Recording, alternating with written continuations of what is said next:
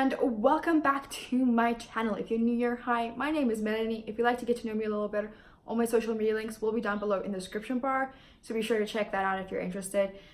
Today I'm doing my June wrap up. It would be really cool if you'd like to see when I read all of these books and everything. Definitely check out my Instagram. I'm super active on there. I post a lot on my stories, and I kind of do a little bit of an update in my posts as well if I'm currently reading the book that I'm posting about. So without further ado, I'm going to jump in. These are in no particular order. These are not in the order that I've read them or in ratings. They're just kind of as I'm picking them up. So the first book that I have here is Illuminated by J. Kristoff and Amy Kaufman. I freaking loved this book. I read this with the audiobook as well, so I kind of just sat there reading as the narrators read the book and like spoke and acted and all of that crazy stuff. I loved doing that. I felt like I picked up a lot more and I was able to absorb a lot more, but because of all the visual components of the book, I felt that having the physical copy in front of me made it more immersive and better. And honestly, if I could give this book 1,000 stars, I would. I had a huge book hangover after this, and I hardly ever get book hangovers. I know I'm that special person, but I loved this book. I couldn't put it down, and when I put it down, I couldn't stop thinking about it. And even after I had finished reading it, I dreamt about this book because of how much of an impact it made on my life. So I really loved it. If you haven't read it, definitely pick it up. I highly recommend reading it with the audiobook and not just on its own or with just the audiobook, because like I said, together they kind of make this really incredible immersive experience, because the audiobook actually has a full cast, meaning there's about 30 narrators reading and talking and everything. So it is definitely worth the purchase if you have Audible, or if you need to purchase the audiobook. I would highly suggest that. It is totally worth it. I am definitely going to be reading the rest of the series in the exact same way. I also read Everless by Sarah Holland. This was a reread for me because I actually read it last year before it came out, I even think, or in January last year. This book was not as good as I remember, because I think that, you know, since then and now I've read a lot, and I even think I read Illuminate before this one. So anything that I read after Illuminate, I'm just like, is it really that good? But Everless was still a really great journey. I really enjoyed how quick and easy it was to get through the book. The writing wasn't heavy, and you know what, at the end of the day, Jules was she's quite an interesting main character. She's quite naive in some senses, but she's really enjoyable to read from and to read from her perspective, and I can't wait to see what happens in the second book. I also finally picked up Red Rising by Pierce Brown. This book has kind of made its way onto my Instagram a couple of times, and every time it does, I'm like, maybe I should pick it up. But because the series has such dedicated fans, I was very unsure if I was gonna like it, and if I did, I didn't know how much, and if I hated it, I don't know if I wanted to talk about it. But surprisingly, I really enjoyed this book. I mean, it was quite good. I didn't see a whole lot of things coming. So I gave it like 4.75 stars, because at one point I kind of felt like it took a bit long to get to the point. But I'm very excited, and I will be continuing with the series. I'm very excited to read the second one and kind of see where Darrow goes. It's very interesting. I then finally managed to pick up Black Dawn by Mallory McCartney. I've been meaning to read this for a very long time, so I was really happy that I managed to finally get into this. I definitely rated it a little bit less. I think last year or the year before, when I had read it originally, I rated it 4 stars, or as close to 4 stars as I could. But this year around, I kind of took off, I think, a quarter of a star. So I think it's either 3.5 stars or 3 point something. It's 3 point something. I really still enjoyed this book, but I'm really excited for the re-release of the prequel and this book, because the author kind of went back and reworked the story a little bit. So I'm very excited for that, but I really wanted to read this because I wanted to see what the change would be. I also read Siege and Storm by Leigh Bardugo this month. I liked this book. I didn't love it as much as the first one, but I definitely enjoyed how we kind of explored more about the political landscape and kind of those kinds of things in this book. So we got to learn a bit more about Ravka and all of that. I don't know if I say that right. I never say things right. Ravka, not Ravka. Ravka. So I really liked the turn that this book took. A lot of world building in this book is what I mean.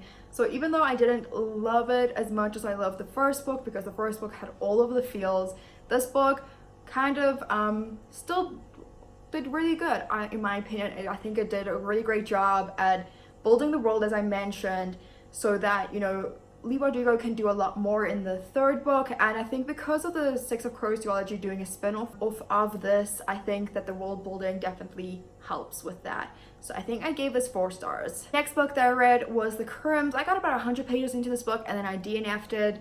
I usually don't wait that long to DNF a book, but what I found was that the book wasn't bad, it just wasn't for me, in the sense of I couldn't really connect with the character. The character is 12 years old but acted older and everything, so it was kind of confusing for me and I didn't quite enjoy that. I do have a review up for it if you're interested in seeing that. It's all these books pretty much have reviews. You can just check out my blog if you'd like to see them. But I DNF'd this. I think this would be perfect for a lot younger readers, the readers who are more middle grade, like 12-year-olds, because I think they would find this a lot more accessible and funny. I also finally picked up Wolf by Wolf by Ryan Gordon. I actually really enjoyed this. I was pleasantly surprised by it. I didn't think I would love it as much as what I did in the end, but I mean, I'm really excited to read the second one. I think I gave this 3.75 stars.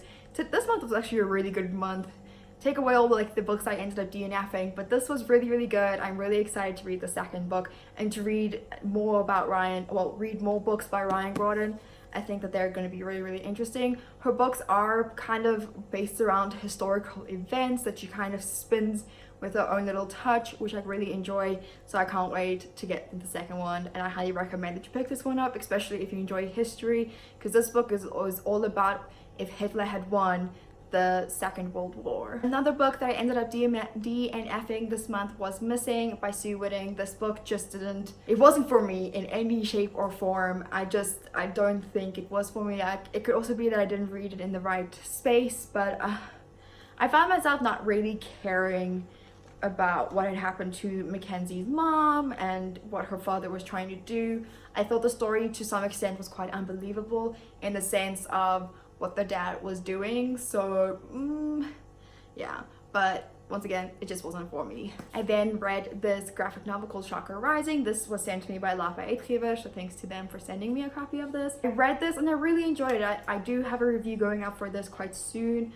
This tells the story of one of the most prominent historical figures in South Africa. This is going to be a series, which I'm really excited for, and I can't wait to read more. Another book I ended up DNFing was Girls Camp Vlog. I think you can kind of see a theme. Middle grade books just wasn't a thing for me last month, but this I don't really like it, in the sense of there was a lot of petty drama, and I just wasn't interested in that. These days I prefer a lot more constructive and complicated drama, but I definitely think that younger girls will enjoy this because I think they can relate to it a bit more, and it's still an interesting read. The parts that I read were interesting. I just found myself going, do I care about reading this book? And I was like, nope, so I put it down. The next book that I read was The Earth, My Butter and Other Big Round Things by Carolyn Mackler. Besides for the really interesting title, this book is kind of a really serious book. It follows our main character, Virginia, who struggles with her weight, and I definitely think that you should, if you plan on reading this book, you should just go into it quite warily, because she views herself quite negatively, and there is definitely some mental illness aspects that could be quite triggering. I could relate to Virginia to a really large extent because, you know, when I was a lot younger, probably around her age as well, I had a huge problem with my body image, and I kind of had the same thoughts. So this book was quite startling to read about thoughts that I had when I was younger, and going, oh girl, don't have those thoughts, no, you're perfect. Because you don't really think that what you're saying to yourself is as bad, but when you hear someone else saying it to themselves, you're like, no, why are you saying that to yourself? That's not who you are. So this is pretty cool. I didn't really like the brush over that the author had of Virginia's mental illness. She kind of just wrote that off. Her family is kind of really crazy, and yeah, but besides that, I think that this book is still very much important. I really did like some aspects of it, so I gave it 3 stars. And then the last book that I DNF'd was The Bane Chronicles. This was my last attempt at getting into the Shadowhunter world.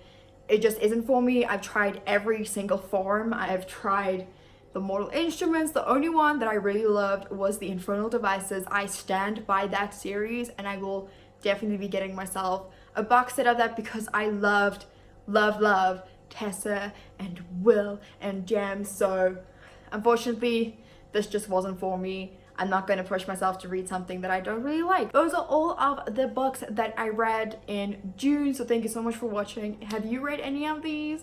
If so, let me know because I like hearing about other people's thoughts. But without further ado, thank you so much for watching, and I will see you in the next one.